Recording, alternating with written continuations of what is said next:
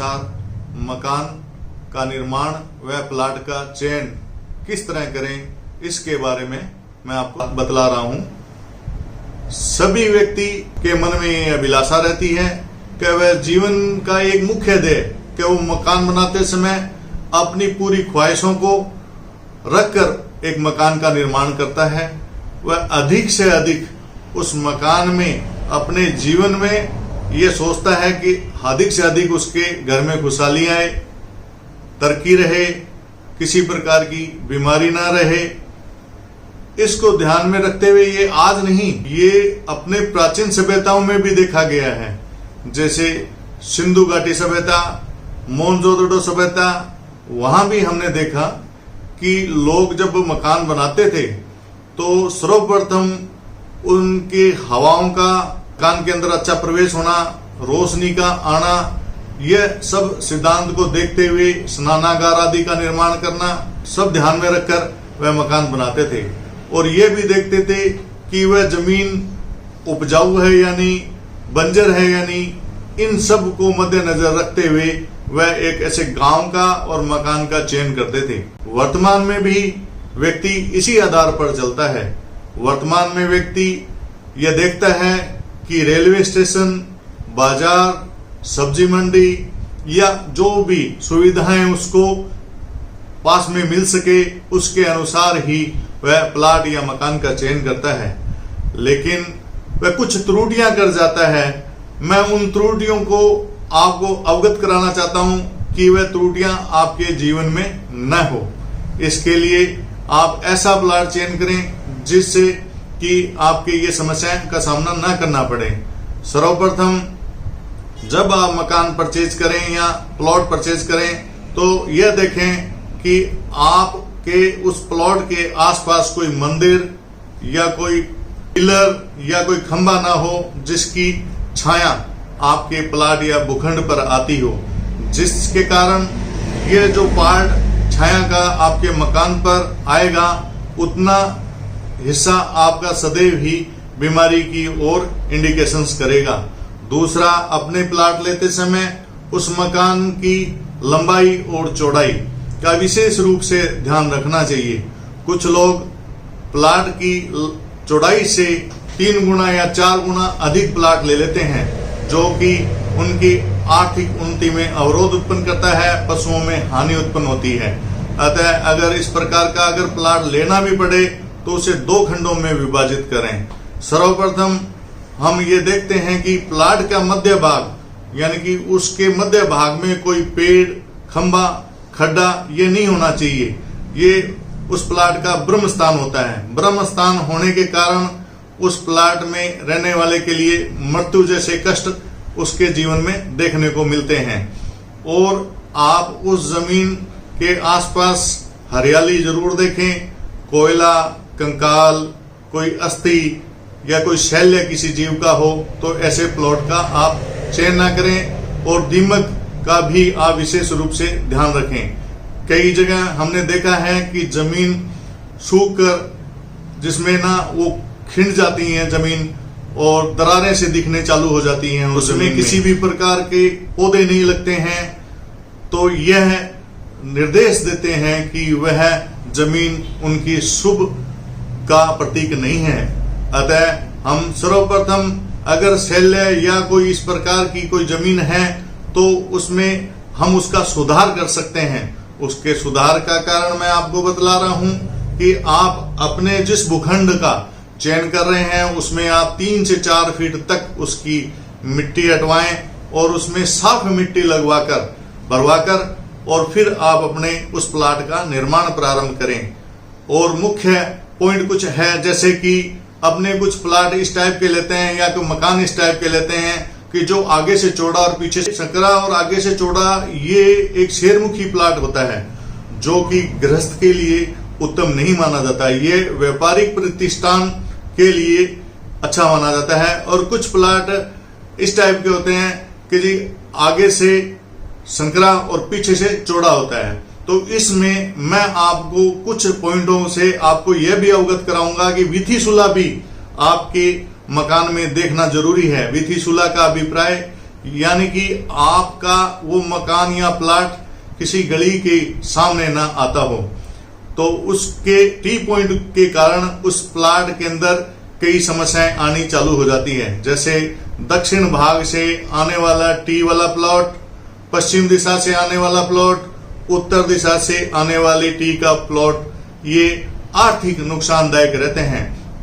कुछ आधार पर सिर्फ एक पूर्व दिशा या ईशान दिशा में आने वाली टी को कुछ पॉइंटों में जैसे 10 पॉइंट तक उसको शुभ माना जाता है। लेकिन मेरा अभिप्राय है कि आप टी से संबंधित किसी भी प्रकार के प्लॉट का चयन न करें।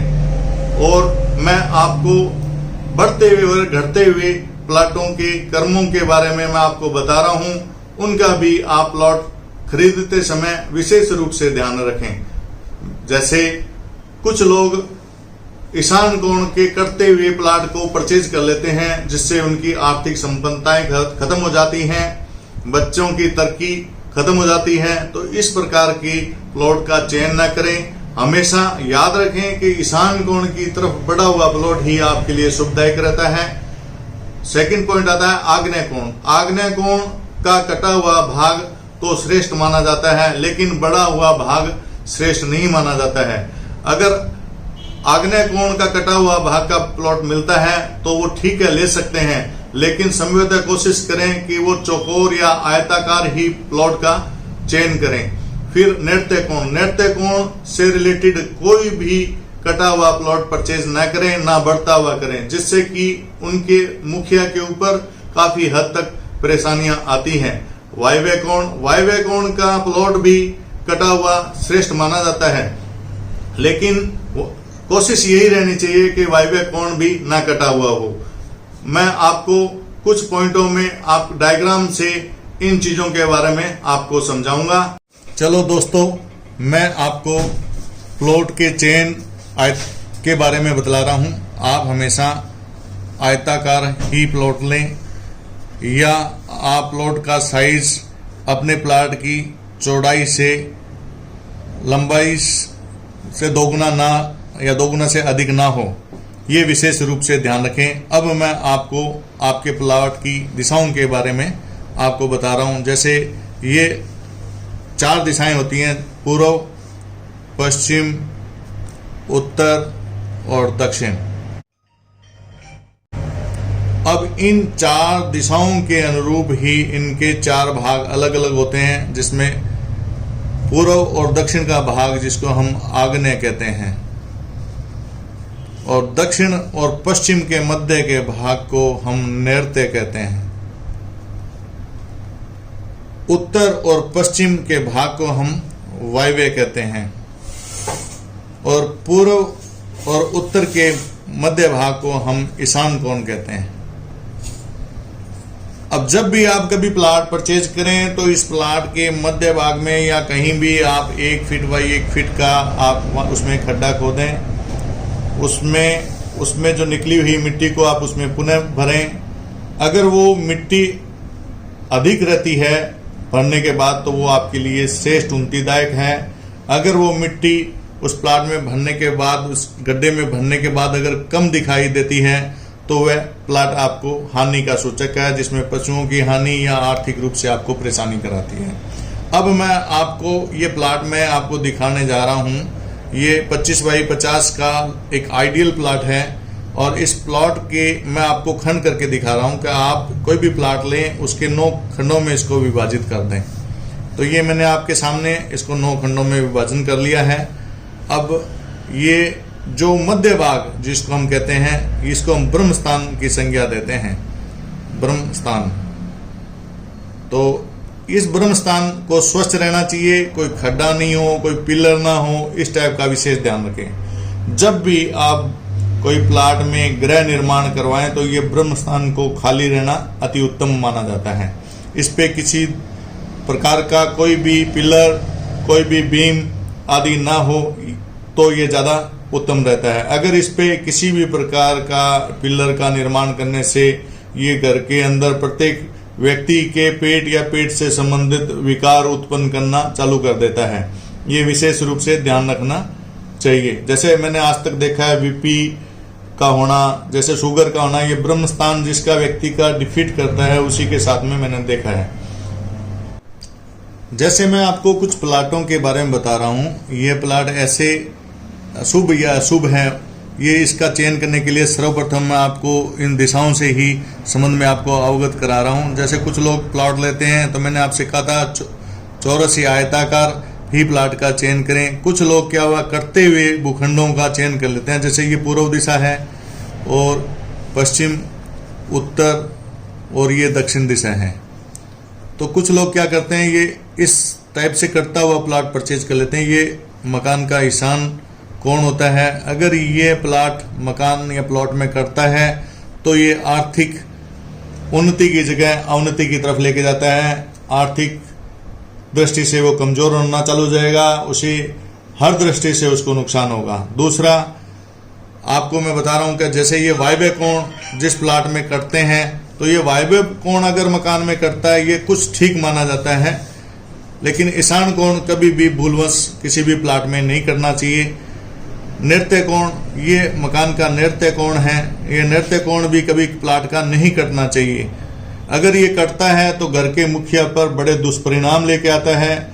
उसके आकस्मिक मृत्यु की घटनाएं, उसके सुसाइड करने की प्रकृति, घर में क्लेश, मुकदमे आदि ये नृत्य कोण के कटे होने पे मैंने देखा है। अब ये आग्नेय कोण को हम इसके बारे में बात करेंगे। यह प्लॉट का आग्नेय कोण है। आग्नेय कोण कट सकता है। आग्नेय कोण कितना नुकसानदायक नहीं रहता जितना कि ईशान कोण या नृत्य कोण अगर कट जाएं तो ज़्यादा नुकसानदायक रहते हैं। अब मैं आपको इनकी दिशाओं के साथ साथ में आपको मैं इनकी विधि सुलह के बारे में भी डिस्कस करूंगा। जैसे ये दक्षिण दिशा से आने वाली कोई भी सड़क अगर आपके गृह में प्रवेश करती है तो वो मकान या प्लॉट ना खरीदें। दूसरी पश्चिम दिशा या पश्चिम दिशा की तरफ आने वाली कोई सड़क आपके मकान या गृह में प्रवेश करें तो इस प्रकार की कोई भी प्लॉट या मकान का चयन ना करें। दूसरा उत्तर दिशा या उत्तर दिशा से गृह में प्रवेश करने वाली सड़क आपके मकान के या प्लॉट के अंदर प्रवेश हो तो उस प्लॉट या मकान को न परचेज करें। नॉर्थ ईस्ट यानी कि ईशान कोण और पूर्व दिशा, इसमें आने वाली अगर कोई सड़क प्रवेश करती है, वैसे तो ये विधि सुलह कहा जाता है, ये सभी दृष्टिकोण से अशुभ माना जाता है, लेकिन ये ऑफिशियली क्षेत्र के अकॉर्डिंग या कोई भी ऑफिस या ऑफिस से संबंधित कार्य के लिए शुभ मानी जाती है। और पूर्व दिशा या एक ही ऐसी विधि सुलह है जिसका मजबूरीवश चयन करना पड़े तो कर सकते हैं। जैसे मैंने बताया था कि आप जैसे कोई प्लॉट परचेज करते हैं तो 25x50, तो ये आपके प्लॉट से 50 का आप 25 से भाग देंगे तो ये 2 आता है, तो ये प्लॉट शुभ माना जाता है। जैसे कुछ प्लॉट अपने ले लेते हैं, जैसे 80 फीट तो लंबा है और ये 25 फीट चौड़ा है, तो इसका अपने भाग देते हैं तो ये 75 यानी 3 गुना से अधिक है। ये 3 गुना से अधिक का जो प्लॉट है वो अशुभ रहता है। इस प्रकार के प्लॉट या मकान का चयन हानिकारक होता है, आप न करें। अगर आप इस टाइप का अगर प्लॉट लेना ही पड़े या आपके पास पुरातन या इस प्रकार का कोई प्लॉट या भूखंड है तो आप इस प्लॉट के 2 भाग कर लें। जैसे एक साउथ यानी कि एक विशेष रूप से ध्यान रखने वाली बात है, दक्षिण दिशा यानी कि साउथ दिशा को हमेशा मजबूत और ऊंचा रखें और नॉर्थ दिशा और ईस्ट दिशा इसको आप हमेशा ही कमजोर रखें यानी कि नीचा रखें। अब जब भी आप प्लॉट लेते हैं तो उसके 2 खंड कर लें। जैसे मैंने एक इस प्लॉट को लिया है, ये प्लॉट की लंबाई है जैसे 80 फीट और ये चौड़ाई है जैसे 25 फीट। जब आपने लेना है तो मैं आपको 60 फीट के अंदर यानी कि इस दीवार से दक्षिण से और यहाँ तक आप 60 फीट तक के अंदर तो आप निर्माण करें, बाकी को आप पशुओं के लिए कोई नोरा वगैरह बना लें। इसके खंड 2 में विभाजित कर दें जो आपके लिए श्रेष्ठ और उन्नतिदायक रहेगा। अगर आपने कोई भी प्लॉट या मकान परचेज कर लिया है या उसमें आपने निर्माण करा लिया है तो उसमें आपके आर्थिक जीवन में या दाम्पत्य जीवन में किसी भी प्रकार की आर्थिक रूप से समस्याएं या पशुओं में हानि देखने को मिल रही है या बच्चों की एजुकेशन में कोई परेशानी है तो आप मुझे संपर्क कर सकते हैं। मेरा मोबाइल नंबर है 9413615379। मैं आपको लिखकर भी ये मोबाइल नंबर बतला रहा हूँ 9413615379। आप इस नंबर से मेरे को कांटेक्ट कर सकते हैं। साथ ही मेरी स्विच ऐप के जरिए भी आप मुझसे संपर्क कर सकते हैं और वास्तु या वास्तु शास्त्र से संबंधित कोई परेशानी आ रही है तो आप मुझसे समाधान के लिए संपर्क करें। अब मैं आने वाले दूसरे आपके वीडियो के अंदर मैं आपके प्लॉट के गेट किधर हों, आपके प्लॉट के जैसे कमरे किधर हों, इनके निर्माण या इसके बारे में सारी बातें आपको अगली वीडियो में बतलाऊंगा। और इससे पहले आप मेरे इस चैनल को सब्सक्राइब कीजिए और ज़्यादा से ज़्यादा लाइक करें और रेड बटन को दबा के सब्सक्राइब करें। धन्यवाद।